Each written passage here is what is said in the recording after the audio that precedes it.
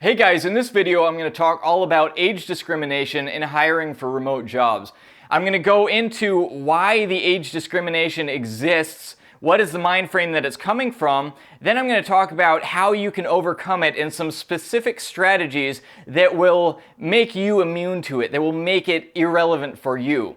I have a lot of students who are in their 50s or 60s or 70s, sometimes even their 80s, and a problem that I hear a lot from them is that they don't get calls back, that they don't get past the interview stage because the companies are looking for somebody who's a little bit younger. And so I decided that I wanted to tackle this problem, and especially in my view as part of the age group that is doing the discriminating, I think I can give you a little bit of perspective as to why it's happening and how you can get around it. Now, the first thing that we have to recognize is that discrimination is normal.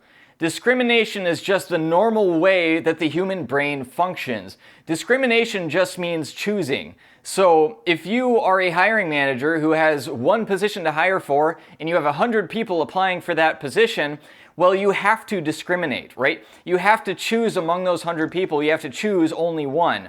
And we get all up in arms because of people discriminate based on certain categories rather than other categories. But the truth of the matter is that discrimination is just the normal functioning of the human mind. You and I do it every single day, many times, and most of the time we don't even recognize it. The human brain is naturally wired to recognize patterns in our surroundings. So when we have an experience with a certain thing, then we make up generalizations about that thing based on their experiences. I'll give you a little example. Whenever I go to the city of Orlando, Florida, I live in Tampa, which is about an hour and a half away from Orlando, and whenever I go to Orlando, there's always bad traffic.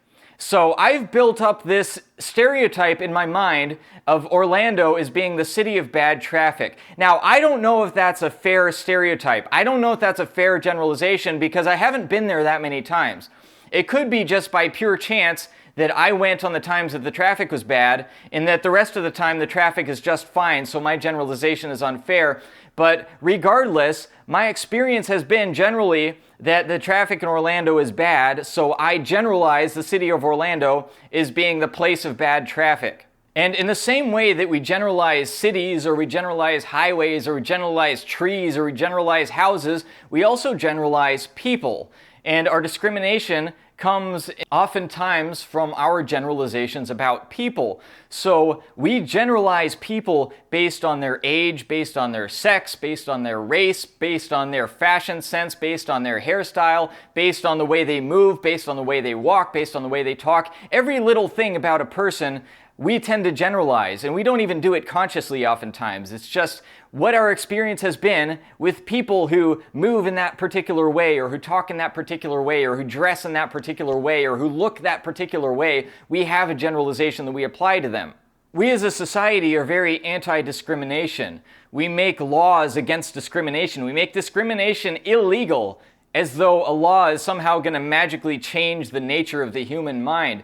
But it doesn't work that way. But what does work is to recognize where the generalizations, where the stereotypes are coming from, and to frame yourself accordingly so that you play up the positive stereotypes and you break the negative stereotypes as fast as you possibly can. So for example, maybe you started watching this video and your first reaction was, who is this long-haired, degenerate, hippie drug addict who wants to talk to me about employment discrimination? Well, if that's the case, and I hope it was because it'll help me prove my point here, but if that's what you thought, I recognize that. I recognize that people might think that way about me, and so I present myself in a way that's going to break those negative stereotypes immediately.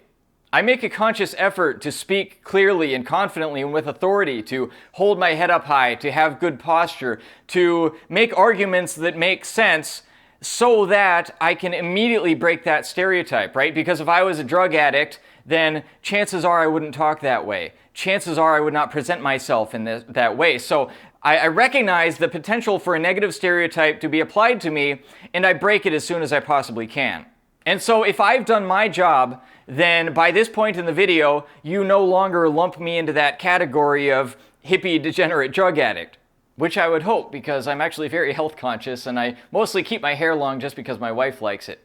But the point is that if you can identify the negative stereotypes that are keeping you from getting whatever it is that you want, that are making people discriminate against you, then you can break those stereotypes and you can have success. And you don't have to change anybody else, or you don't have to change society in order to do it. It's completely within your power to do this.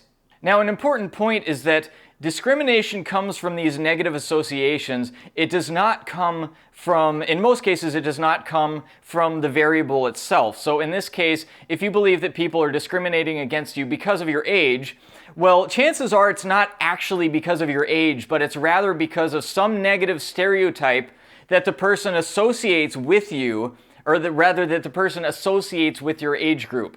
So if you can be aware of those negative stereotypes that is associated with your age group or whatever group you believe is being discriminated against, then you can position yourself as not in that category. So let's go over some of the negative stereotypes that I see. From my perspective as being in my 30s, the negative stereotypes that I see for people in their 50s, 60s, 70s, etc. So number one is can't learn new things.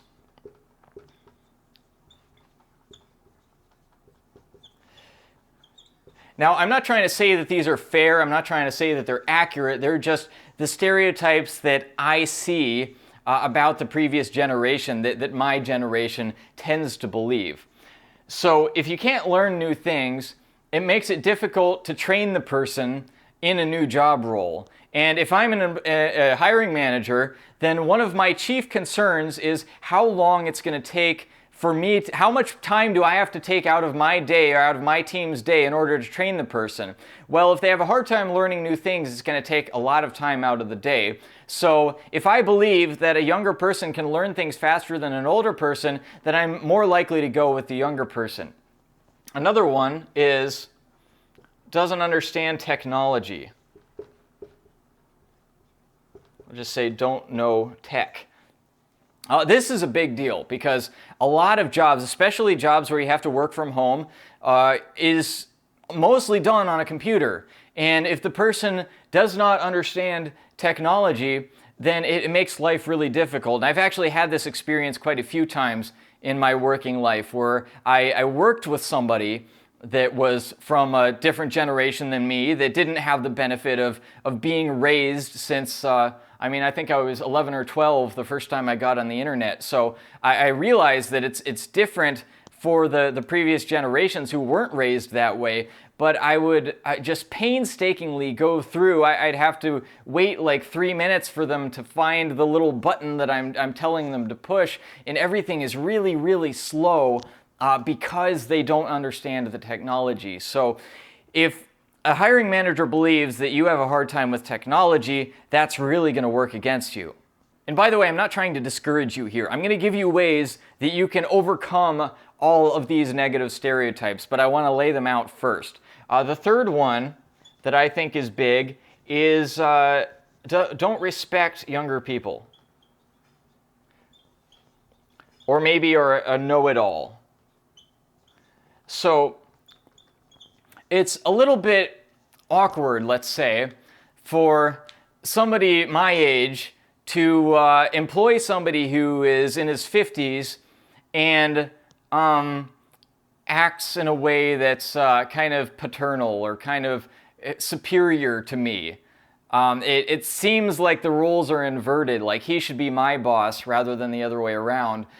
And so, and especially if it's somebody who is a little bit arrogant, who treats me like a child, or who believes that he knows everything because he's older than me and is not willing to listen to me, is not willing to learn from me. So I might be a little bit worried about hiring somebody older if I'm afraid that they're not going to respect me and they're not going to be willing to listen to me because I'm younger than them.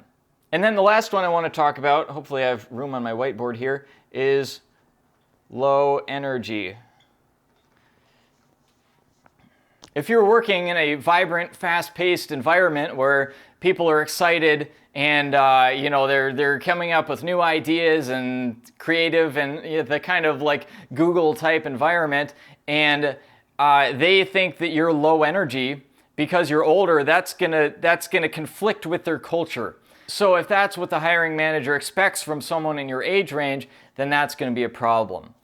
Okay, so there's probably more negative stereotypes than this, but these are the ones that I want to go over. And by the way, before I talk about how to address each of these, I also want to talk about the positive stereotypes, because there are definitely positive stereotypes that you can play up, right? What I'm definitely not telling you to do is try to act like a younger person. Don't try to dress like a younger person. Don't try to use young people slang, right? You'll just end up looking weird. Don't try to do that. You want to break the negative stereotypes and play up the positive stereotypes. And so some of the positive stereotypes about the previous generations are they're much more loyal, right? People in my generation, we work at a job for like a year or two, and then we go run to another job. People in previous generations didn't do that. Some of them would spend lifetimes at a single job. So previous generations are more loyal, they're more reliable, they're less easily offended, they're less entitled, right? So if you can make these things known, then this will work in your favor, because there are definitely some things about my generation that are not very positive stereotypes. So you can contrast that. And in the same token, you know, if I'm going to apply for a job, I'm going to do the same thing. I'm going to recognize the negative stereotypes about my generation, and I'm going to do my best to break those negative stereotypes as fast as I can. So let's go over these, the negative stereotypes, and how you can actually break them. And I only have a little bit of time in this video, so I'm not going to go super into depth on this. I'll tell you how you can get more later on in the video, but we will go over each of these one by one. Now, the first thing is can't learn new things. The best thing that you can do is just show them that you have learned a new thing. Show them some new technology that you've learned. Actually, you can knock out number 1 and number 2 at the same time. If it doesn't know technology, you can prove that you know technology, and I'll give you some ways to do that.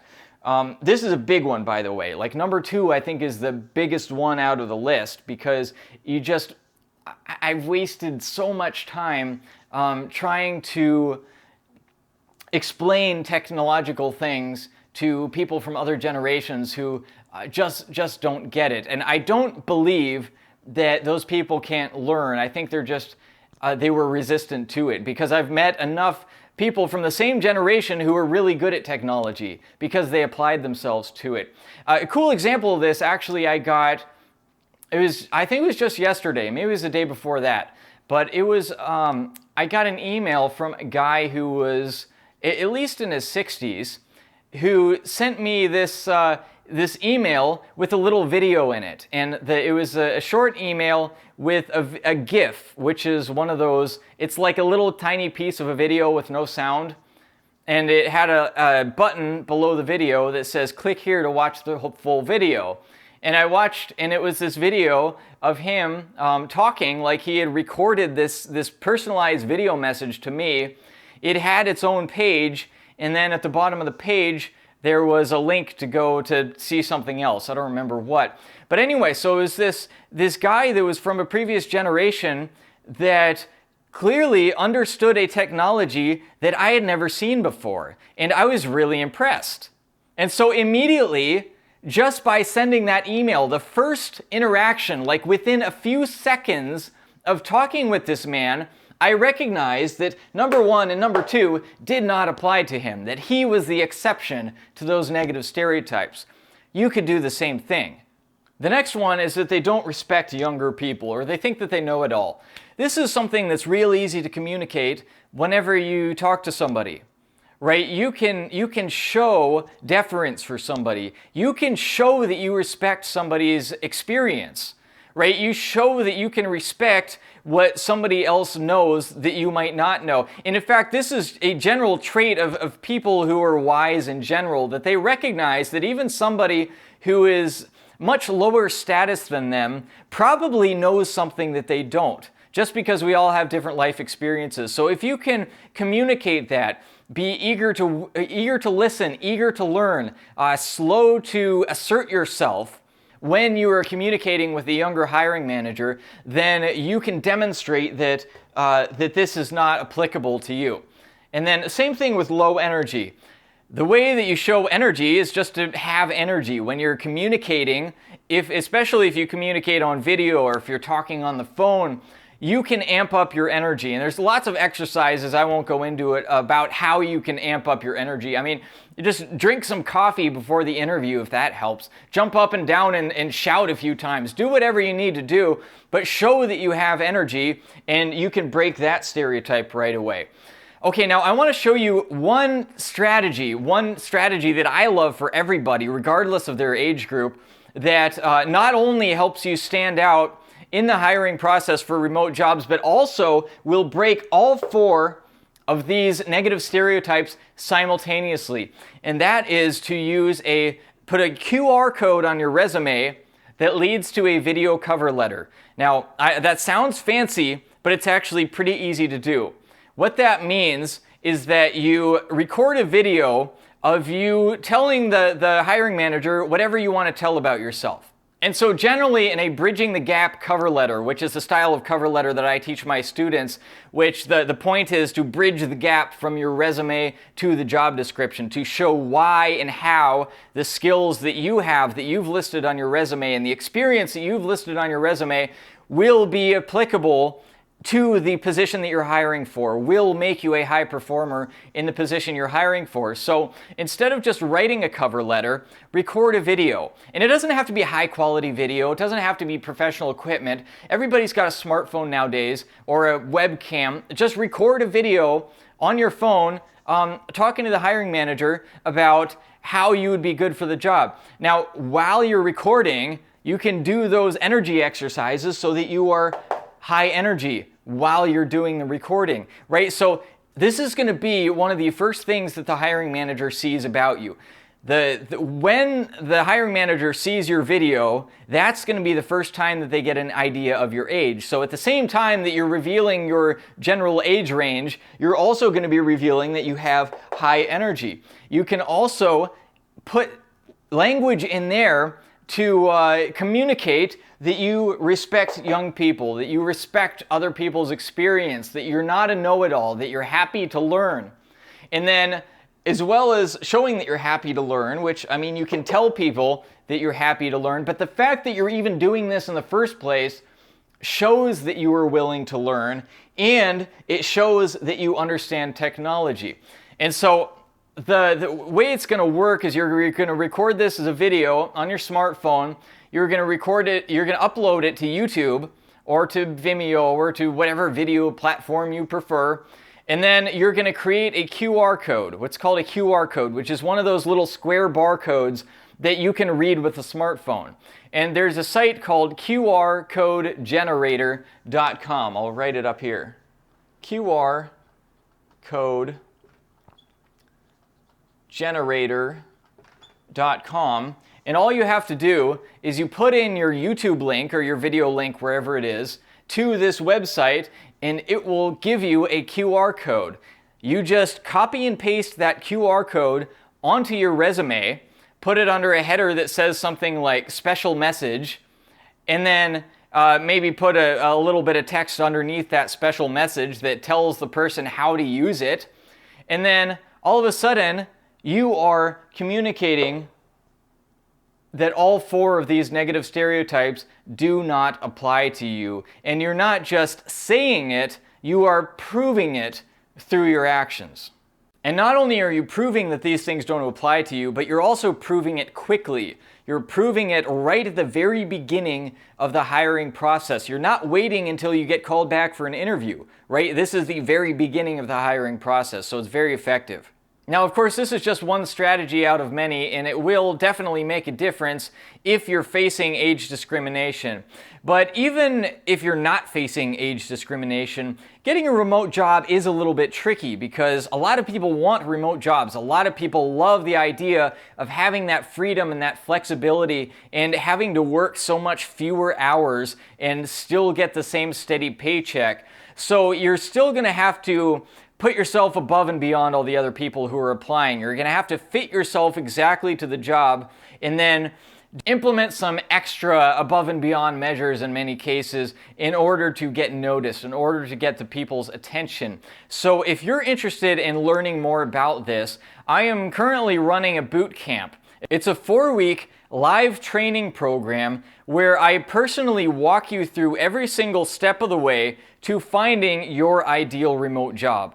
In week 1, I go over to how to find your niche, how to find what you could do which would give you everything that you're looking for, that would give you your ideal life, that would give you the freedom and the flexibility and the paycheck that you need to live the lifestyle that you desire. I'm going to go over how you can figure that out in week 1, even if you need a career change. I mean, maybe you work in construction, maybe you're a mechanic, maybe you have some sort of job that you just plain can't do remote. I'm going to show you how to find a job that you can do remote and how to pick the perfect job for you in week 1. And then in week 2, I'm going to show you how to find the skills that you need to fill in order to be able to get hired for that job. Because in order to get hired, you have to prove that you're able to actually do the job. So I'm going to show you how to find which skills you need, specifically which skills employers are looking for in order to get that job. And then I'm going to show you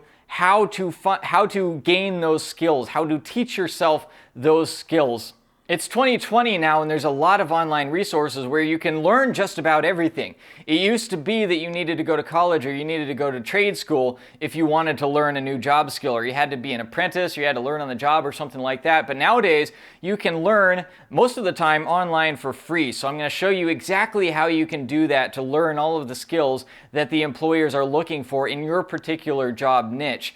Now in week 3, I'm going to show you how to create a skills-based resume, how to create a resume that gets past both stages of the hiring process. You want a resume that gets past HR and then impresses the hiring manager and makes the hiring manager want to give you a call back, to call you for an interview. So I'm going to show you what the HR person is looking for. I'm going to show you what the hiring manager is looking for. And I'm going to show you how to write the perfect resume to pass both of those obstacles. And I'm also going to show you how to write the perfect LinkedIn profile, which is super important these days. A lot of people don't realize that their LinkedIn is their public resume to the world. And there's a lot of people, a lot of recruiters out there that are actively looking for people to hire for companies, for roles, and including remote jobs. So if you have a well-done LinkedIn profile,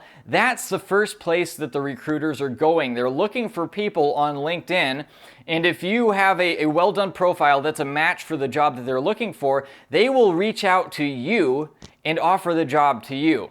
So I'm going to show you the resume and the LinkedIn in week 3, and then in week 4, it's going to be all about how to actually apply for jobs. First of all, how to find them. There are literally thousands of remote jobs out there. Some of them are easier to find than others. If you can find the ones that are a little more difficult, that gives you an edge because not so many other people are finding those. There's not as much competition for those. But anyway, I give you 8 different ways that you can find remote jobs. I'm going to show you how to apply for them, and I'm going to give you a few sneaky little tricks that you can use that will put you above and beyond all of the other candidates that are applying for the same positions.